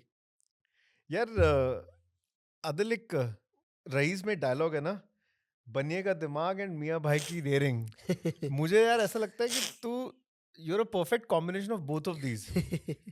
बट तेरे तेरे लिए what is your next big goal? क्या लगता है, क्या क्या कहाँ से आना है यहाँ से? मेरे को भरत भाई लेगेसी ब्रांड क्रिएट करना है यार। ये 1,000 करोड़ का ब्रांड, 5,000 करोड़ का ब्रांड, यूनिकॉर्न, ये सब ट्रैप में नहीं पड़ना है। अपने को लेगेसी ब्रांड क्रिएट करना है, जो आज बड़ी बड़ी लग्जरी ब्रांड्स ने क्रिएट किया है, पब्लिक के माइंड में है वो। अपना ये गोल नहीं है कि यार बेच बाच के कल निकल जाना है, एक्वायर करा देना है, छोड़ के देना है। अभी तक तो ऐसा गोल नहीं है। हम्म, फ्यूचर में क्या है किसी को कुछ पता नहीं। हम्म, लेकिन ये है कि ऐसा एक ब्रांड क्रिएट करना है, प्रॉफिटेबल ब्रांड क्रिएट करना है, जो इंडियंस के पहले तो और बाद में वर्ल्ड वाइड में पब्लिक के माइंड में हो कि आदिल का एक परफ्यूम ब्रांड है, वो हर जगह हो। बस वो सबसे बड़ा गोल है अपना। बाकी रेवेन्यू गोल्स नहीं होते भरत भाई। रेवेन्यू गोल्स होते हैं? लोगों को मैं देखता हूँ भाई, क्या तेरे गोल्स है? पर्सनल गोल की बात कर रहा हूँ, मेरे को साल का इतना कमाना है। वो तो तू जब कोई अपना company goals, brand goals complete करेगा, तो पैसा तो ऐसे ही आना है, एज अ सैलरी आएगा, ऐसे इक्विटी आएगा, तेरे पास तो पैसा आना ही है कहीं ना कहीं। और कौन सा अभी टेंशन है तेरे को? बट चल ये बता दे कि यार तेरी लर्निंग जो रही है अभी तक एंटरप्रेन्योरशिप की, उसमें हाँ, क्या 2-4 तीन चार चीजें मैं, पॉइंट्स हैं जो जो बंदा स्पेशली टियर 3 से जो आ रहे हैं, जिनके जिनके पास, ऐसे हमने डिस्कस भी किया, रोल मॉडल्स नहीं है, जिनकी एस्पिरेशंस ही बहुत अ, दबी हुई हैं, उनके लिए क्या मैसेज है तेरा? देखो सबसे बड़ा तो मैं ये समझता हूँ कि अगर बंदा ग्रोथ नहीं करता है या कुछ बड़ा नहीं कर रहा है या आगे नहीं बढ़ रहा है, वो उसकी माइंडसेट की वजह से, उसका माइंड की वजह से। तो सबसे तो एक चीज़ है कि जो मुझे फ़ायदा पहुंचाया जिसने, वो बड़ी सोच थी और माइंड ओपन रखना था अपना। हाँ, और मैं लोकल में देखता हूँ, हमारे सिटीज़ में या कहीं भी बात कर रहे होते हैं, तो कंप्लेनिंग बहुत होते हैं लोग। हाँ, कंप्लेंट बहुत करते हैं यार, हमारे पास तो ये डिग्री नहीं है, हमारे पास तो ये पैसा नहीं है, कैसे होगा? इंग्लिश नहीं आती है तो कैसे होगा भाई? बाप दादा के पास पैसा नहीं है, कैसे होगा भाई? मेरे पास भी नहीं था। मैंने, अगर आपने मेरी जर्नी सुनी है अभी, तो खुद मेहनत करके जॉब किया, जॉब के बाद एडसेंस किया, मेहनत किया, और एडसेंस से पैसे आए तो उसको फिर ई कॉमर्स में इन्वेस्ट किया। मैंने कोई इन्वेस्टर के पास से नहीं उठा था पैसा, या मेरे कोई बाप दादा कोई रईस नहीं थे, मेरे फादर या मदर ऐसा कि खानदानी रईस हो, ऐसा नहीं था। लोगों की ये एक कंप्लेनिंग माइंडसेट होता है। और ये माइंडसेट जो होता है ना, वो कुछ नहीं करने के लिए बस एक्सक्यूज कंप्लेन, है। एक्सक्यूजेज है। उनको हाँ, कुछ करना नहीं होता, अपने कंफर्ट जोन में बैठे हुए होते हैं। और जिसको जो करना होता है ना, तो आज आपके सामने स्टोरीज है, 1-1 रुपया लेकर, 10-10 रुपया लेकर, 100 रुपया लेकर घर से निकले थे और उन्होंने बड़ी कंपनियां बनाई है। तो ये एक मैं चीज़ देख रहा हूँ, जो आज के यूथ में कंप्लेन बहुत ज़्यादा करते हैं और सोच बहुत छोटी रखते हैं। उनको लगता है कि यार ये हमसे नहीं होगा। लेकिन मेरा ये था कि नहीं यार, अगर एक ब्रांड है जो कर रहा है अच्छा, तो वो छोटे से ही बड़ा बना है और हम भी छोटे ही है, तो हम क्यों नहीं कर सकते। और आज भी अगर मुझे कोई चीज़ किसी ब्रांड में मैं देखता हूँ, क्योंकि हम तो देख देख के सीखते हैं लोगों से, तो अगर सामने वाला कुछ कर रहा है तो मेरे को होता है कि यार मुझे ये नहीं आ रहा है, तो या तो मैं सीखूंगा या मैं ये करूंगा कि कोई ऐसे बंदे को फाइंड आउट करूंगा जो मेरे लिए वो करके दे। लेकिन ये जवाब नहीं आएगा कि ये अपने को नहीं करना है। हम्म, एवरी एक्टिविटीज अपने को करनी है, मार्केटिंग की या सेल्स की, प्रोडक्शन में, वीडियोस में, ब्रांड फिल्म में, जो भी है, मतलब जो बड़ी ब्रांड्स कर रही है और जो दूसरे लोग कर रहे हैं वो हमको करनी है। अब या तो वो हम अपने लेवल से करेंगे या किसी के पास करवा लेंगे, हम्म, हम्म, लेकिन ये हार नहीं मानेंगे यार, अपने से नहीं होता। yeah. आदिल यार, मेरा एक बहुत बड़ा मिशन था जब मैं मेजर एजर्स पूरा कंसेप्शलाइज कर रहा था ना लास्ट ईयर। तो एक सबसे बड़ा जो पॉइंट, इनफैक्ट सबसे स्टार्टिंग पॉइंट जो था मेरा स्टार्ट करने का, ये कि यार मैं क्यों करूं ये, मैं सब खुद से पूछा था यार कि I don't have the time. Sundays को सुबह बैठ के यार रात को 1 बजे, सुबह 7 बजे चल रहा है पूरा। It is not easy. But मुझे सबसे बड़ा जो रीज़न लगा स्टार्टिंग में वो ये था, अब तो थोड़ा इवॉल्व कर गया वो रीज़न, बट स्टार्टिंग में था कि यार कि मैं बहुत देख रहा था सोशल मीडिया पे ना, बहुत मिसगाइडेंस है। और बहुत लोग वो ज्ञान देते हैं आके जिन्होंने खुद कुछ बनाया नहीं है कभी, या खुद कुछ किया ही नहीं है, बट वो हमारे यूथ को और इनफैक्ट पूरी जनता को लूट रहे हैं। कैसे लूट रहे हैं? पहली बात, गुमराह करके, गलत नॉलेज देके, गलत गलत नॉलेज है। एडवाइस देके, कोर्सेज बेच के, जिन पे उनका कोई हक नहीं है सही। बेचने का वो। सही। ठीक है। और ये एक पर्सनल मिशन था, मैं किसी को टारगेट नहीं करना चाहता यहाँ पे, बट एक पर्सनल मिशन था यार कि अगर हम जैसे फाउंडर जो इतने साल धंधे बना के ये नॉलेज नहीं शेयर करेंगे आज, तो the 16-year-old today, how will they believe that India can become the most prosperous nation in the world? सही है। तुझे क्या लगता है कि ये सच है, आज के डेट में चल रहा है ये? और अगर चल रहा है तो इसको कैसे कर्ब किया जाए, कैसे कम किया जाए? भरत भाई, इतनी मेरी जर्नी है 10-12 साल की डिजिटल मार्केटिंग की, उसमें एक चीज़ सीखा हूँ। एक्चुअल जिसने धंधा बनाया ना और उसने जो नॉलेज दिया है ना, वो कोर्सेज में कहीं नहीं है। या हाँ, अपन जब भी जो अपन दोनों बैठ के बात कर रहे हैं ना, और पब्लिक को नॉलेज देना, किसी कोर्स में नहीं मिलेगी। या मैं किसी को बता रहा हूँ या मैं किसी से ले रहा हूँ। हाँ, आज तक मैंने बहुत सारे कोर्सेज वगैरह किए। मैंने कहा कि मैंने आपको कहा ना कि हाईएस्ट कोर्सेज लिए हैं मैंने, तो बहुत पैसा खर्चा किया। जिसने जो धंधा बनाया ना, वो सीक्रेट उसका नहीं बताता है। ठीक है। वो फाउंडर अगर बैठ गया और ऐसे बात निकल गई और ये फ्लो में जा रहा है, तो इसी तरह से, बाकी वो कोर्स बना के उसको नहीं बेचता। हाँ, आज मैंने देखे हैं कि कुछ कोर्सेज भी है सक्सेसफुल लोगों के, लेकिन कहीं ना कहीं ये महसूस होता है कि उसने जो काम किया ना, वो कोर्स में नहीं आया है। हाँ। तो ये एक तो चीज़ है सबकी कि अपनी जर्नी है। सबकी अपनी जर्नी है। तो ये तो बात सही है कि जो फाउंडर्स जो नॉलेज देते हैं वो कोर्स में नहीं आता। दूसरा, कोर्स के नाम पे लोगों को बहुत स्कैम किया जा रहा है। और चलो, कोर्स तो ठीक है, वो पैसा देके खरीदते हैं और वो अलग पूरा गेम। लेकिन जो पहले वाला आपने पॉइंट बनाया ना, उस पे, जो पहले वाला आपने पॉइंट बताया ना, उस पे मैं एग्री करूंगा। यूट्यूब पे जो जो मची हुई है ना बवाल, मतलब जो चल रहा है, अपनी चैनल चलाने के लिए कुछ भी ज्ञान दो, चाहे वो वैलिड है नहीं है। मैं बोलना चाहूंगा, जो भी मुझे देख रहा है, कोई भी बंदा यूट्यूब पे अगर ज्ञान दे रहा है, तो पहले तो ये देखो कि उसने क्या फोड़ा है, हाँ, उसका कितना बड़ा कंपनी है, या वो जो फील्ड में नॉलेज बांट रहा है, क्या वो फील्ड में उसने कुछ सक्सेस हासिल किया है। हाँ। अगर वो कुछ ई कॉमर्स की D2C की बात कर रहा है, तो उसका ब्रांड कितना बड़ा है वो देख चेक कर लेना। कोई भी यार, हेल्थ एंड वेलनेस, हर जगह हेल्थ पे पे कुछ भी मैं चल एक रहा है, एग्जांपल दे रहा हूँ। फाइनेंस में कुछ भी चल रहा है, हर जगह ही मतलब। बाकी नहीं सुनना है, मैं आपको बताऊं, अगर ये क्राइटेरिया मैच नहीं कर रहा है और आप उसको सुनने लगेंगे, तो हो सकता है कि वो अलग रास्ते पे निकल गया। क्योंकि आप, हम बैठे हैं, भरत भाई, आपका बिजनेस है, मेरा बिजनेस है, हमारा यूट्यूब चैनल नहीं है, हाँ। क्योंकि हम बिजी है। नहीं, मेरा इसका तो है। नहीं नहीं, फिर भी एक हाँ, समझो, हाँ, अरे तो बिल्कुल। पॉडकास्ट कर रहे, ये कर रहे, लेकिन वो नॉलेज बांटने वाला और ये सब व्हाइट बोर्ड वाला अपन लेके नहीं बैठे। हाँ, और जो व्हाइट हम तो एक्चुअली बैठे हैं मस्ती एक्चुअली करने के बैठे, लिए, हम तो बातचीत जो करने के लिए व्हाइट बैठे बोर्ड लेके हैं। बैठे, सारा केस स्टडीज बना रहे, हाँ। उनके पीछे ब्रांड नहीं है, क्योंकि उनका फुल टाइम काम ही ये है। उनका कंटेंट बेचने का काम है और आप खरीद रहे हो। हाँ। तो ऐसा नहीं है कि हर एक यूट्यूब वो पे अर्ली रिटायरमेंट स्कैम। हाँ, अर्ली रिटायरमेंट भी स्कैम ही समझता हूँ मैं। कह रहे 40 नहीं, साल के हो लोग गए, कुछ बोलते हैं बना ना कि लिया तो 30 निकल लो। साल में 40 साल में रिटायर हो जाएंगे। भाई क्या करेगा 40 साल में रिटायर होके, कहाँ जाएगा? लक्षद्वीप जाके बैठेगा, मालदीव जाएगा, क्या जाएगा?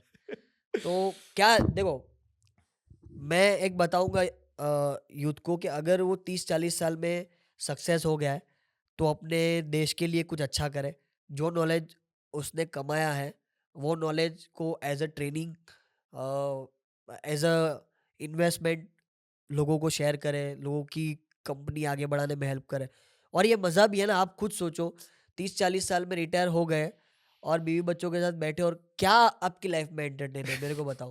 भाई बंदा आज, हम लोग भी सोचते हैं, एक फाउंडर जो होता है ना वो सोचता है कि यार 4-5 महीना हो गया, चलो कहीं घुमाएंगे और माइंड हल्का करेंगे, और जब हम जाते हैं ना तो 2-4 दिन में ऑफिस याद आती है, मज़ा नहीं आ रहा है। अरे यार तो सोचो आप वो इतना साल आप क्या करोगे? वो सिर्फ स्कैम है ना, वो बेचने का तरीका है लोगों को। ड्रीम लोगों को 90% लोगों को काम करना नहीं है, 99% लोगों को काम नहीं नहीं करना। करना है। और तू कुछ हैवी कंटेंट दे देगा ना किसी को कि ये 4 चीजें करके और फिर आना, 10 में से एक आता है। और मैं ये बताऊँ आपको, ये जो देख रहे हैं ना कि 30 ईयर 40 ईयर्स में आपको रिटायरमेंट करवाएंगे और फिर बैठना है, अगर आपको करवा भी लिया किसी ने, सक्सेसफुल आप रिटायर हो गए 30-40 के बाद, तो ये बता रहा हूँ कि मज़ा नहीं आने वाला है आपको। आप ये सोचोगे कि लाइफ बहुत अच्छी जाएगी, तो नहीं जाती है। मुझे एक फाउंडर है अर्जुन भाई, यार क्या हम्म। नाम ही ले लेता हूँ मैं। अभी हम बात ही तो कर रहे थे, अर्जुन ने ही पहले मुझे अर्जुन भाई, सबसे हाँ, पहले तेरे बारे में बताया अर्जुन था। भाई के साथ मेरी बात चल रही थी। तो उन्होंने कंपनी से एग्जिट लिया था अपना।